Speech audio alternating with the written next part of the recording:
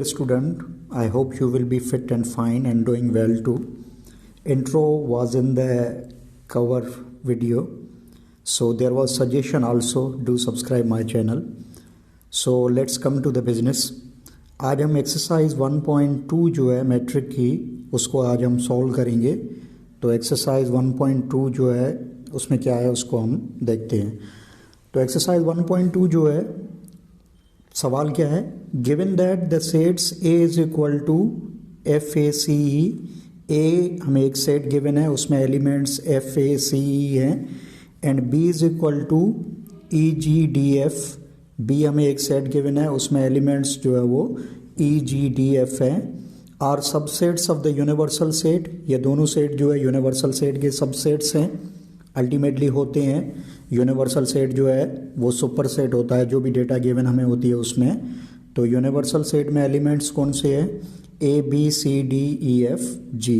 List the elements of. नीचे अब हमें क्वेश्चंस गिवन हैं, उनके एलिमेंट्स जो है वो हमें लिस्ट करने हैं.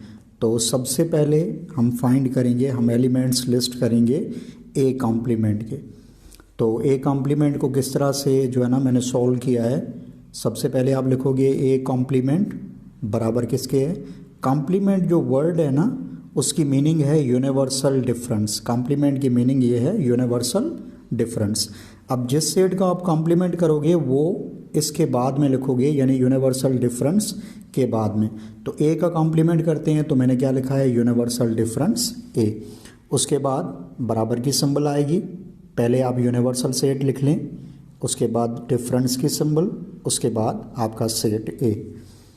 तो ए कॉम्प्लीमेंट बराबर हो गया यूनिवर्सल डिफरेंस ए बराबर, पहले हमने यूनिवर्सल सेट लिखा, उसके बाद डिफरेंस की जो सिंबल है वो आ गई, उसके बाद हमने सेट ए लिख लिया. अब उसके एलिमेंट्स आप तरतीब में लिखो या जिस तरह से आपको क्वेश्चन में गिवन है उस तरह से लिखो, इट डिपेंड्स अपॉन यू. ये कोई बड़ा कोई मैटर नहीं करता, आपकी मर्ज़ी. आप उसको जो है ना अरेंज कर लो, एक सीक्वेंस में तरतीब में रख लो, अगर नहीं तो जिस तरह से गिवन है वैसे भी यूज़ कर सकते हैं.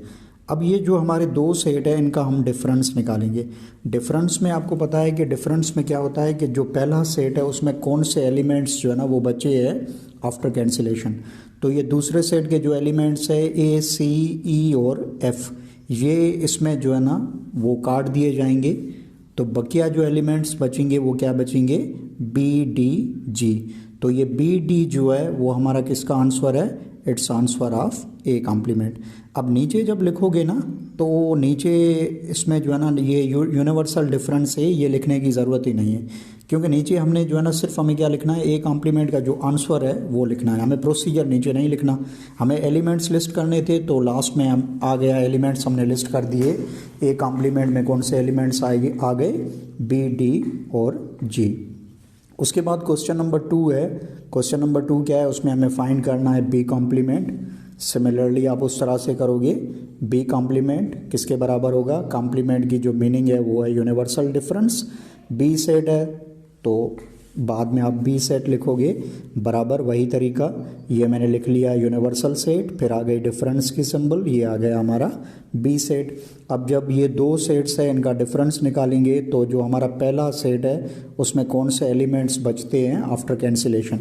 तो ये दूसरे सेट के एलिमेंट्स जो है ई डी एफ जी, ये इसमें जो है ना काट दिए जाएंगे. जो हमें बचेंगे लास्ट में वो क्या होंगे, ए बी सी. तो ये ए बी सी जो है किसका आंसर हो गया, बी कॉम्प्लीमेंट का. तो इस तरह से हमारा सेकंड क्वेश्चन जो है वो भी हो गया. Now coming to third one. अब थर्ड वन क्या है, ए इंटरसेक्शन बी. तो इसको सॉल्व करेंगे. ए इंटरसेक्शन बी बराबर, पहले सेट ए लिख लें. सेट ए में एलिमेंट्स ये हैं ए सी ई एफ, उसके बाद आप इंटरसेक्शन की सिंबल दोगे. उसके बाद बी सेट है तो बी सेट के एलिमेंट्स हैं डी ई एफ जी. अब जब भी आप दो सेट्स का इंटरसेक्शन करोगे तो उस इंटरसेक्शन में बेसिकली हम जो कॉमन जो एलिमेंट्स होते हैं वो लेते हैं. अब देखें यहाँ पर कॉमन एलिमेंट्स आप कुछ इस तरह से चेक करें. तो पहला सेट जो ए है उसका एलिमेंट है ए, जो बी सेट में नहीं है तो इंटरसेक्शन में नहीं आएगा. उसके बाद है सी भी बी सेट में नहीं है तो इंटरसेक्शन के सेट में नहीं आएगा. उसके बाद है ई, तो ई देखें यहाँ पर ए सेट में भी अवेलेबल है तो बी सेट जो है उसमें भी ई अवेलेबल है, तो इंटरसेक्शन के सेट में मैंने पहला एलिमेंट लिख लिया ई। उसके बाद एफ ए सेट में भी अवेलेबल है तो बी में भी अवेलेबल है। तो इस तरह से हमारा ए इंटरसेक्शन बी जो है उसका आंसर आ गया ई और एफ, यानी कि इंटरसेक्शन में ये एलिमेंट्स हैं ई और एफ, उनको हमने लिस्ट कर लिया। तो इस तरह से 3 क्वेश्चंस जो है ना वो हमने सॉल्व कर लिए। 2 कंसर्न थे विथ कॉम्प्लीमेंट और तीसरा था विथ इंटरसेक्शन। उसके बाद मूविंग अहेड तो फोर्थ जो क्वेश्चन है वो क्या है, A union B whole complement. अब ये जहन में रख लें, जब भी आपका होल कॉम्प्लीमेंट होगा ना तो वो हमारी होगी सेकंड प्रायोरिटी, यानी कि उसको जो है ना बाद में करेंगे। तो सबसे पहले ब्रैकेट में जो है ऑपरेशन वो करोगे, ब्रैकेट में हमें यूनियन करना है किसका, ए और बी का। सबसे पहले ये करेंगे, then we will move to whole complement, जो कॉम्प्लीमेंट है उसकी तरफ जाएंगे। तो सबसे पहले मैं कर रहा हूँ ए यूनियन बी बराबर किसके है, बराबर पहले आप सेट ए लिखोगे, देन यूनियन की सिंबल आ गई, उसके बाद आपने लिख लिया सेट बी पूरा। अब जब भी 2 सेट्स का यूनियन आप करोगे तो यूनियन में ये होता है कि दोनों सेट के जो एलिमेंट्स हैं उनको हम कंबाइन करके लिखेंगे, या हम कुछ इस तरह से कहें कि जो कॉमन एलिमेंट्स है वो भी लिखे जाएंगे, जो अनकॉमन एलिमेंट्स है वो भी लिखे जाएंगे, और जो कॉमन और अनकॉमन दोनों हैं वो भी लिखे जाएंगे। तो कोशिश करें कि तरतीब में लिखने की कोशिश करें आप। तो ए यूनियन बी किस तरह से हो जाएगा, आप पहले सेट का एलिमेंट ए है, उसके बाद बी नहीं है तो छोड़ें, जो नहीं है तो वो तो यूनियन में नहीं आएगा। उसके बाद सी है, सी लिख लिया। उसके बाद डी जो है ना बी सेट में अवेलेबल है। उसके बाद ई दोनों में अवेलेबल है, हम एक बार लिखेंगे। उसके बाद एफ दोनों में अवेलेबल है, हम एक बार लिखेंगे। उसके बाद जी जो कि अनकॉमन है, यूनियन के सेट में लिखा जाएगा। तो इस तरह से ए यूनियन बी हमारा हो गया ए सी डी ई एफ जी। अब आएंगे हम जो हमारा जो मुकम्मल जो क्वेश्चन है उसकी तरफ। तो हमें बेसिकली करना क्या है, A union B whole complement find करना है। तो ए यूनियन बी हमने कर लिया। अब आएंगे इस कॉम्प्लीमेंट पे। तो कॉम्प्लीमेंट, आपको पता है कि कॉम्प्लीमेंट की मीनिंग है यूनिवर्सल डिफरेंस। अब जिस सेट का कॉम्प्लीमेंट किया जाएगा उस सेट को आप यूनिवर्सल डिफरेंस के बाद में लिखोगे। जिस तरह से हमने क्वेश्चन नंबर 1 में ए कॉम्प्लीमेंट किया तो मैंने लिखा यूनिवर्सल डिफरेंस से, फिर बी कॉम्प्लीमेंट तो यूनिवर्सल डिफरेंस बी। अब A union B whole complement है तो कॉम्प्लीमेंट की जो मीनिंग है वो है universal difference. A union B का कॉम्प्लीमेंट हमें जो है ना वो निकालना है, तो आप ए यूनियन बी बाद में लिखोगे। तो A union B whole complement जो है वो हमारा हो गया universal difference A union B. A union B whole complement बराबर हो गया universal difference A union B. अब इस डिफरेंस को निकालेंगे, हमारे पास 2 सेट है, इनका डिफरेंस निकालेंगे। एक है यूनिवर्सल, दूसरा है ए यूनियन बी। तो सबसे पहले मैंने यूनिवर्सल सेट लिखा है जिसमें एलिमेंट्स हैं अप टू ए टू जी। उसके बाद डिफरेंस की सिंबल आ गई।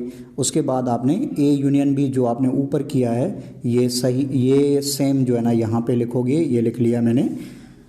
अब नाउ कमिंग टूवर्ड्स नीचे अब आएँ, A union B whole complement किसके बराबर होगा। अब ये चीज़ लिखने की ज़रूरत ही नहीं है, universal difference A union B, क्योंकि कॉम्प्लीमेंट हम इस प्रोसीजर से करते हैं। नीचे जब हम कॉम्प्लीमेंट का आंसर लिख रहे हो, आप लिस्ट एलिमेंट्स कर रहे हो, तो ये चीज़ लिखने की ज़रूरत नहीं है। तो A union B whole complement हमारा किसके बराबर हो जाएगा, ओनली यूनिवर्सल में बी एक एलिमेंट है जो ए यूनियन बी के सेट में नहीं है। जब इन दोनों का डिफरेंस करोगे तो पहले सेट में जो एलिमेंट बचेगा that will be only B, दूसरे सारे जो है ना वो कैंसिल हो जाएंगे, काट दिए जाएंगे। तो इस तरह से हमारा A union B whole complement का आंसर हो गया ओनली बी।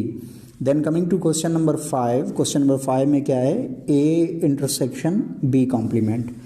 अब ये चीज़ आप जहन में रख लें कि ये कॉम्प्लीमेंट जो है ना वो किसके भी साथ आए, चाहे यूनियन के साथ आए, चाहे इंटरसेक्शन के साथ आए, चाहे डिफरेंस के साथ आए, चाहे सिमेट्रिक डिफरेंस जो है उसके साथ आए। पहली प्रायोरिटी हमारी जो होगी it would be to complement, यानी पहले हम कॉम्प्लीमेंट जो है ना उसको सिंप्लीफाई करेंगे। पहले हम कॉम्प्लीमेंट जो है ना उसको फाइंड करेंगे, उसके बाद जो ऑपरेशन नेक्स्ट होगा, यूनियन होगा, intersection, difference, symmetric difference, whatever so, उसको हम बाद में करेंगे। तो ए इंटरसेक्शन बी कॉम्प्लीमेंट। अब देखो ये क्वेश्चंस नोटबुक में आप लिखोगे तो ये क्वेश्चंस कंटिन्यूसली एक दूसरे के बाद आ रहे हैं। तो बी कॉम्प्लीमेंट हमने फाइंड कर लिया है, मैंने ये वही लिखा है। अगर आपको ये सवाल जो है ना एग्ज़ाम में आता है या मैं आपको लेट सपोज मैं आपको टेस्ट में दे दूं तो सबसे पहले आप बी कॉम्प्लीमेंट फाइंड करोगे। हमने तो यहाँ कर लिया है बी कॉम्प्लीमेंट, सेम ये जो बी कॉम्प्लीमेंट है वही मैंने लिखा है, क्योंकि जो हमारी जो नोटबुक है उसमें जो क्वेश्चंस जो है ना वो एक दूसरे के बाद आ रहे हैं। एग्जाम में सवाल आएगा तो सबसे पहले आप बी कॉम्प्लीमेंट फाइंड करोगे। सो कमिंग टूवर्ड्स इस सवाल पे आएँ, ए इंटरसेक्शन बी कॉम्प्लीमेंट किसके बराबर होगा? पहले आप सेट ए लिख लें, उसके बाद इंटरसेक्शन की सिंबल, उसके बाद बी कॉम्प्लीमेंट वही जो मैंने क्वेश्चन नंबर 2 में किया था वही उसका जो आंसर मैंने रखा है ए बी सी। अब ये दो जो सेट है इनका हमें करना है इंटरसेक्शन। इंटरसेक्शन में हम कॉमन मेंबर्स उठाते हैं, तो इन दो सेट्स में सिर्फ और सिर्फ कॉमन मेंबर्स कौन से है? ए सी जो है वो कॉमन मेंबर्स है। तो इस तरह से ए इंटरसेक्शन बी कॉम्प्लीमेंट का आंसर हो गया ए सी। तो इस तरह से हमारा 5वां सवाल हो गया। Now coming to question number 6। Question number 6 में क्या है? A complement intersection B complement, ये हमें करना है। A complement intersection B complement, यानी कि पहले हम ए कॉम्प्लीमेंट करेंगे, उसके बाद बी कॉम्प्लीमेंट करेंगे, फिर दोनों जो सेट होंगे ए कॉम्प्लीमेंट और बी कॉम्प्लीमेंट के दोनों जो सेट होंगे उसका इंटरसेक्शन फाइंड करेंगे। तो ये दोनों हमने कर लिए, ए कॉम्प्लीमेंट और बी कॉम्प्लीमेंट।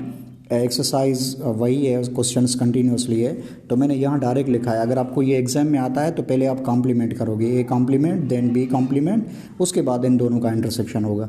तो मैंने यहाँ डायरेक्ट लिखा है A complement intersection B complement बराबर ए कॉम्प्लीमेंट, उसका आंसर है बी डी जी, फिर intersection B complement A B C. तो अब इन दोनों सेट का हमें करना है इंटरसेक्शन। इंटरसेक्शन में आपको पता है कि कॉमन मेंबर्स लिखे जाते हैं, तो सिर्फ और सिर्फ कॉमन मेंबर कौन है?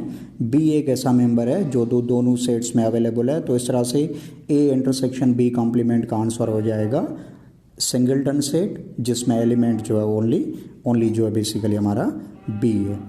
आओ तो इस तरह से हमारा जो है क्वेश्चन नंबर 6 हो गया। Now coming to question number 7। Question number 7 क्या है? यूनिवर्सल यूनियन, ये 5 for empty set, universal union empty set हमें करना है। तो सबसे पहले आप लिखो यूनिवर्सल यूनियन एम्प्टी सेट बराबर, पहले आप यूनिवर्सल सेट लिख लो, उसके बाद यूनियन की सिंबल, उसके बाद एम्प्टी सेट को हम इस तरह से भी रिप्रेजेंट करते हैं। तो यूनियन में ये होता है कि दोनों सेट के जो एलिमेंट्स हैं उनको हम कंबाइन करके लिखते हैं। तो दूसरे सेट में एलिमेंट्स है नहीं, तो वही एलिमेंट्स जो यूनिवर्सल सेट के हैं वही लिखेंगे। तो नीचे मैंने लिखा है यूनिवर्सल यूनियन एम्प्टी सेट, उसका आंसर क्या आ गया? It will be universal set. Then coming to question number 8 जो लास्ट है इस लेक्चर में, देन है यूनिवर्सल इंटरसेक्शन एम्प्टी सेट। तो आप लिखोगे universal intersection empty set is equal to पहले universal set then sign of intersection then empty set को इस तरह से भी रिप्रेजेंट करते हैं। तो इंटरसेक्शन में आपको पता है कि जब दो सेट्स का इंटरसेक्शन किया जाता है तो उसमें कॉमन एलिमेंट्स लिए जाते हैं। तो यहाँ पर आप देख रहे हो कि there is no common element, क्योंकि जो दूसरा सेट है वो हमारा एम्प्टी सेट है, कोई मेंबर है ही नहीं, तो कॉमन का तो सवाल ही नहीं होता। तो इस तरह से universal intersection empty set will also be a